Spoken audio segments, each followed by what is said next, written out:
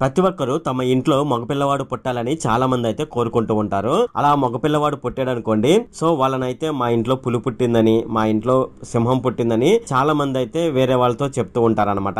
అలాగే ఆ పిల్లవాడు పెరిగి పెద్దవుతున్నప్పుడు ఆ పిల్లవాడు మంచివాడు అనుకోండి, అతన్ని ఏమని అంటారంటే ఆనిముత్యం లాంటి కొడుకు పుట్టాడని చాలా మంది అయితే చెప్తూ ఉంటారు. ఇప్పుడు ఈ ఆనిముత్యాలు అలాగే పులులు, సింహాలు మొత్తం అంతరించిపోయే పరిస్థితి అయితే నెలకొంది. అంటే ఇక్కడ మగపిల్లవాడు పుట్టడానికి కావాల్సిన వై క్రోమోజోమ్ అయితే అంతరించిపోతుంది అనమాట.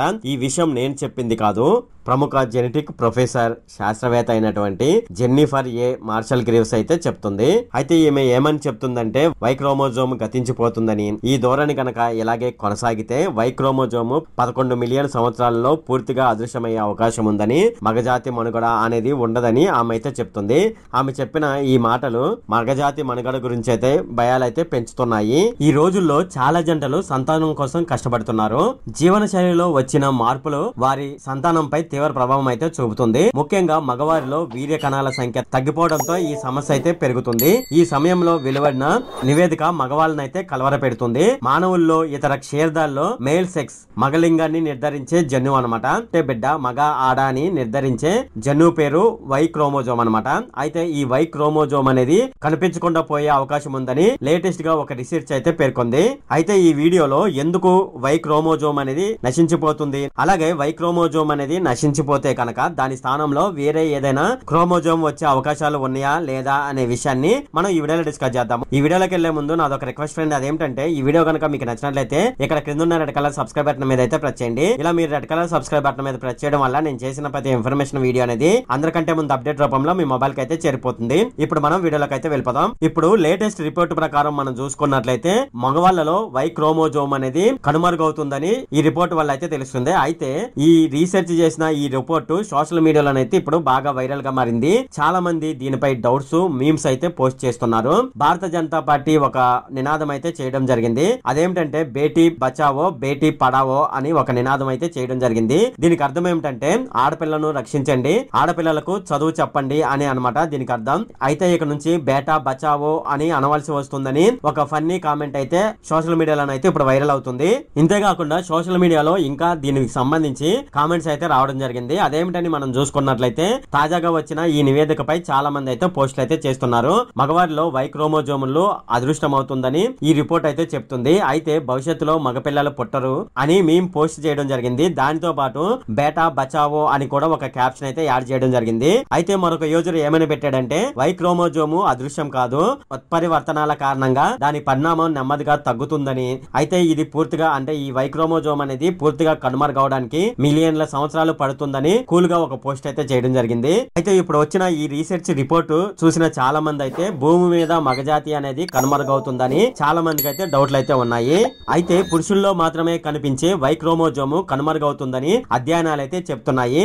అయితే ఒకవేళ అలా గనక జరిగినట్లయితే మగజాతిలో ఇకపై మగలింగాన్ని గుర్తించడానికి ఒక కొత్త జన్యువు అభివృద్ధి కావచ్చని విశ్లేషకులు అయితే అంటున్నారు. శిశువు లింగాన్ని నిర్ణయించడానికి 2 క్రోమోజోముల్లో వై క్రోమోజోమ్ ఒకటి. క్రోమోజోములు 2 రకాలు, X1 Y1. ఈ XY క్రోమోజోముల కలయిక వల్ల మగబిడ్డ లేదా ఆడబిడ్డ అనేది మనకు పుట్టేది అని అయితే తెలుస్తుంది. ఆడవారిలో చూసుకున్నట్లయితే 2 X క్రోమోజోములు ఉంటాయి. అలాగే మగవారిలో చూసుకున్నట్లయితే X1 Y1 క్రోమోజోమ్ అయితే ఉంటుంది. 2 కలిపితే XY క్రోమోజోములు అయితే మగవారిలో ఉంటాయి. వై క్రోమోజోము పురుషుల అభివృద్ధికి చాలా ముఖ్యమైనది. ఎందుకంటే ఇది SRY అనే ఒక ప్రత్యేకమైన జన్యువును అయితే కలిగి ఉంటుంది. ఈ జన్యువు వృషణాల అభివృద్ధికి, మగ హార్మోన్లు ఉత్పత్తి వంటి పురుషుల లక్షణాలను అయితే అభివృద్ధి అయితే చేస్తుంది. అయితే ఈ వై క్రోమోజోమ్ అనేది ఎందుకు అంతరించిపోతుందని మనం చూసుకున్నట్లయితే జీవ పరిణామ క్రమంలో వై క్రోమోజోము క్రమంగా చిక్కిపోతుందని ఒక వార్తలు అయితే వస్తున్నాయి. అయితే గత 30 కోట్ల ఏళ్లుగా ఇది ఏకంగా 90% కృషించిపోయిందని సైంటిస్టులు అయితే చెప్తున్నారు. ఈ ధోరణి ఇలాగే కొనసాగితే మగవారి పుట్టుకకు కారణమయ్యే వై క్రోమోజోము భవిష్యత్తులో పూర్తిగా మర్చిపోవాల్సి వస్తుందని నిపుణులు అయితే హెచ్చరిస్తున్నారు. ఆధునిక జీవన శైలిలో హార్మోన్ల సమతుల్యత దెబ్బతినడమే దీనికి కారణమని వైద్యులైతే చెప్తున్నారు. ధూమపానం, మద్య మద్యపానం, ఊబకాయం, శరీర బరువు పెరగడం, వృషణాలు వేడెక్కడం, డ్రగ్స్ ఉపయోగించడం, ఒత్తిళ్లు, ఆందోళనలు పెరగడం ఇవన్నీ స్పెర్మ్ కౌంట్ తగ్గడానికి దారితీసే కారణాలు. అలాగే రేడియేషన్ ప్రభావంతో కూడా వై క్రోమోజోమ్ తగ్గుతుందని వైద్యులైతే చెప్తున్నారు. నిత్యం ఉపయోగించే ఎలక్ట్రానిక్ డివైజ్ల ప్రభావంతో స్పెర్మ్ కౌంట్ తగ్గుతుందని వైద్యులైతే చెప్తున్నారు. వై క్రోమోజోమ్ అంతిమంగా అదృశ్యమయ్యే ప్రమాదం ఉందని నివేదికలు అయితే చెప్తున్నాయి. జన్యుశాస్త్ర నిపుణులు ప్రొఫెసర్ జెన్నీ గివ్స్ ఈమె ఏమని చెప్తుందంటే వై క్రోమోజోమ్ నెమ్మదిగా క్షీణిస్తుందని ఈమె చెప్పడం జరిగింది. ఈమె ప్లాటిపస్ ని ఒక ఉదాహరణగా తీసుకొని దీన్ని వివరించడం జరిగింది. ప్లాటిపస్ ఒక రకమైన మోనోట్రిమెటా జాతికి చెందిన క్షీరదం. గతంలో ఈ క్షీరదంలో XY జత క్రోమోజోములు ఒక సాధారణ క్రోమోజోములు మాత్రమే ఒకే సైజులో ఉండేవని ఆమె తెలిపారు.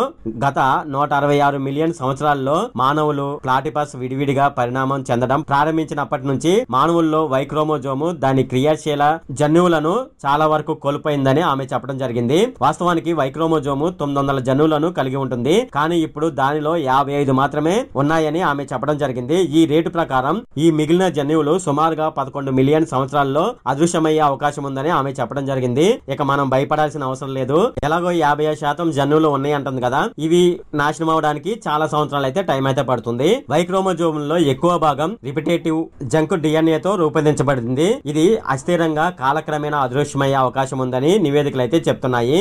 అయితే వై క్రోమోజోమ్ అంతరించిన మగజాతి మనుగడకు ముప్పేమీ ఉండదని సైంటిస్టులు అయితే చెప్తున్నారు. దాని స్థానంలో అవే లక్షణాలతో కూడిన కొత్త మేల్ క్రోమోజోమ్ అభివృద్ధి చెందే ఆస్కారం పుష్కలంగా ఉన్నట్లు జపాన్ లోని హకెడో యూనివర్సిటీ పరిశోధన బృందం అయితే చెప్తుంది. ఈ రకంగా చిట్టెలుకలో కూడా ఇలాగే జరిగిందని, వై క్రోమోజోమ్ లుప్తమైపోయినా దానిలోని మేల్ జీన్స్ ఇతర క్రోమోజోముల్లోకి చేరాయి అని వివరించడం జరిగింది. కనుక వై క్రోమోజోమ్ క్షీణించిన దానికి ప్రత్యామ్నాయాలను అభివృద్ధి చేసుకునే సామర్థ్యం క్షీరదాల్లో ఉందని ఈ నివేదిక ప్రకారం అయితే తెలుస్తుంది.